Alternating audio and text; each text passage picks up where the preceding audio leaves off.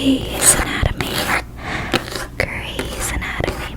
Right, okay, so this is flipped for you because I have no idea how to flip audio, and I want me being on this side to feel like your side, and me being on this side to feel like being on this side. You know what I mean? You know what I mean? You can hear what I mean. But yes, so sorry, you cannot read this correctly, but that's okay because I'm gonna be reading it. I'm gonna be reading this for you.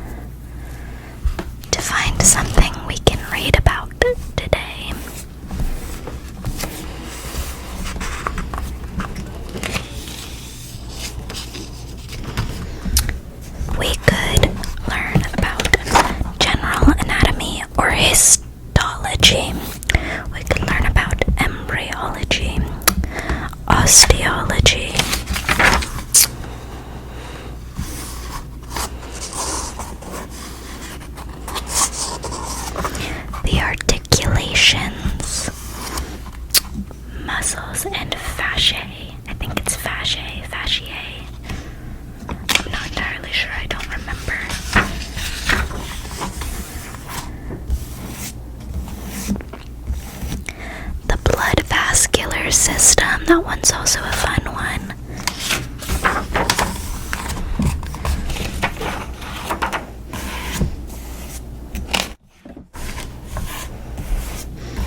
The lymphatic system, we could learn about that. That one's pretty cool.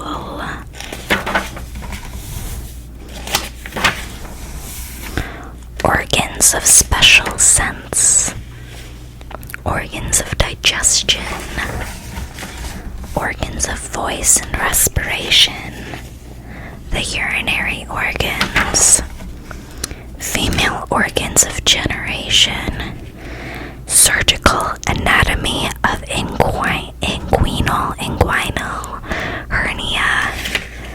Surgical anatomy of femoral hernia. Surgical anatomy of perineum and ischiorectal region. And then there's a list of illustrations in the table of contents. How about I just open up to a random page? Does that sound good? I think that sounds lovely.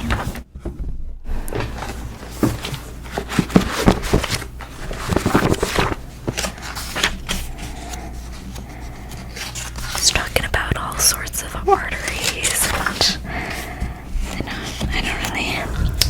I'm not feeling that one right now.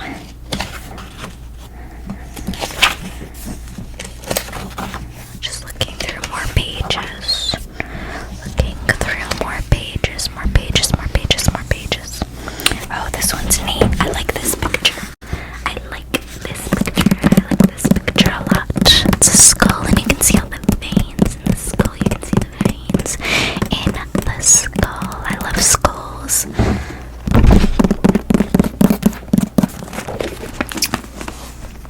So, you can see that there is a skull, and you can see all the veins going up. All the veins. Let's read about it. So, this is a word I'm not entirely familiar with. It says diplo, but it's got umlauts above the E. I think that's what they're called. I think they're called umlauts. I can't really remember. Veins of the diplo. The diplo of the cranial bones is channeled in the adult by a number of tortuous. Is that right? Tortuous canals, which are lined by a more or less complete layer of compact tissue. The veins they contain are large and capacious, their walls being thin and formed only of endothelium resting upon a layer of elastic tissue, and they present at irregular intervals pouch-like dilations or cul-de-sac, which serve as reservoirs for the blood. These are the veins of the diplo. They can only be displayed by removing the outer table of the skull. In adult life, as long as the cranial bones are distinct and separable, these veins are confined to the particular bones, but in old age, when the sutures are united, they communicate with each other and increase in size. That's interesting. These vessels communicate in the interior of the cranium with the meningeal veins, and with the sinuses of the dura mater, and on the exterior of the skull with the veins of the pericranium. They are divided into the frontal, which opens into the supraorbital vein by an aperture, and the supraorbital notch. It's hard to see the words past the mic, I'll be honest, but I'm having a lot of fun reading this. I lost my place.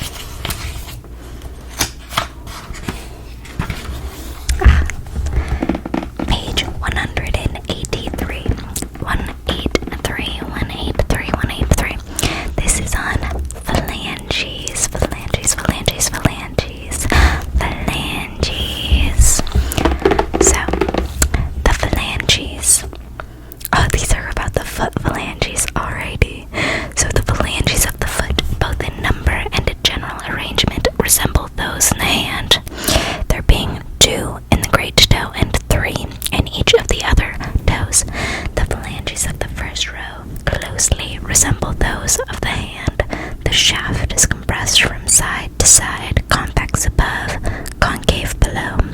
The posterior extremity is concave, and the anterior extremity, that'll be the outer one, presents a trochlear. I've never seen that word before. Trochlear, a surface or articulation with the second phalanges. The phalanges of the second row are remarkably small and short, but rather broader than those in the first row. The ungual, I've never seen that word either. I did take medical terminology for a few, I've taken a few classes, however, and I did okay, but I've never seen these words. I'm getting thrown curveballs. This is advanced. This is not beginner. Anyways, the ungual phalanges in form resemble those of the fingers, but they are smaller, flattened from above downwards, presenting a broad base for articulation with the second row, and an expanded extremity for the support of the nail and end of the toe. Articulations. This is a different section. The first row with the metatarsal bones behind and second phalanges in front. The second row of the four outer toes with the first and third phalanges of the great toe with the first phalanx. The third row of the four outer toes with the second phalanges. Let's find another page. Talking about feet. We're talking about feet on these pages. I'm not really in the mood to talk about feet right now, I'll be completely honest. I love the skull. I want to talk about the skull. TBQH. That's the knee. We're on articulations, muscles and fascia. I'm not sure.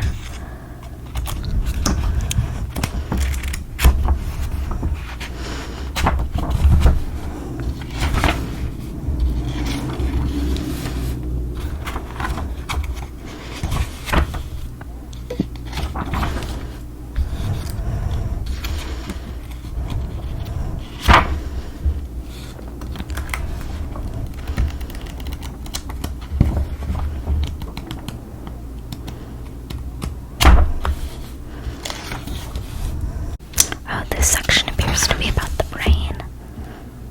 Perfect. Let's talk about it. Let's talk about it. Let's talk about the brain. My favorite part of the brain is the amygdala. Hopefully, I don't know. I don't think this book goes into detail about I don't know what's in it. I haven't read it, I'll be honest. I haven't read this book. I haven't read it before, so we're both reading it together. We are both reading the book together. The book is on the section of fifth cranial nerve, cervical nerves, brachial plexus, lumbar plexus, sympathetic, oh yes. The tongue, the nose, the eye, the esophagus, the spleen, the larynx, the lungs, the thymus gland, the kidneys, the bladder. Let's go back to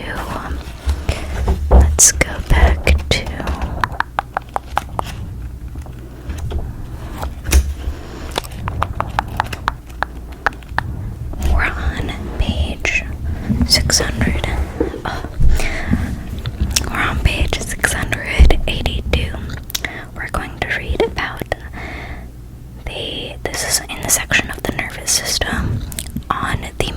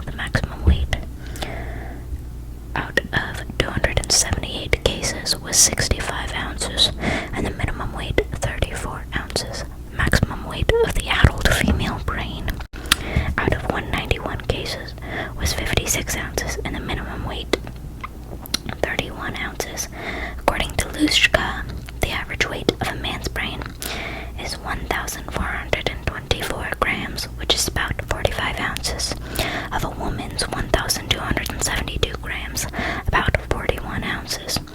And according to Krauss, 1,570 grams, about 48.5 ounces for the male, and 1,350 grams, about 43 ounces for the female. It appears that the weight of the brain increases rapidly up to the 7th year, more slowly to between 16 and 20, and still more slowly to between 30 and 40, when it reaches its maximum. As age advances and the mental faculties decline, the brain diminishes slowly in weight to the extent of about an ounce for each subsequent decennial period. These results apply alike to both sexes. The size of the brain was formerly said to bear a general relation to the intellectual capacity of the individual. Cuvier's brain, I don't know if I'm saying that right, weighed rather more than 64 ounces. That of the late Dr. Abercrombie, 63 ounces, and that of Dupuytren, don't know who that is, don't know how to say that, 62.5 ounces. On the other hand, the brain of an idiot seldom weighs more than 23 ounces, but these facts are by no means conclusive, and it is well known that these weights have been equaled by the brains of persons who never displayed any remarkable intellect. Dr. Haldenon of Cincinnati has recorded the case of, okay, well, now we're getting a little racist. I've been a slave, somebody whose brain weighed 68 and 3/8 ounces, down to the eighths, I say. He had been a slave and was never regarded as particularly intelligent. He was literate, but is said to have been reserved, meditative, and economical. Dr. Enser, district medical officer at Port Elizabeth, reports that the brain of Carey, the Irish informer, weighed 61 ounces. M.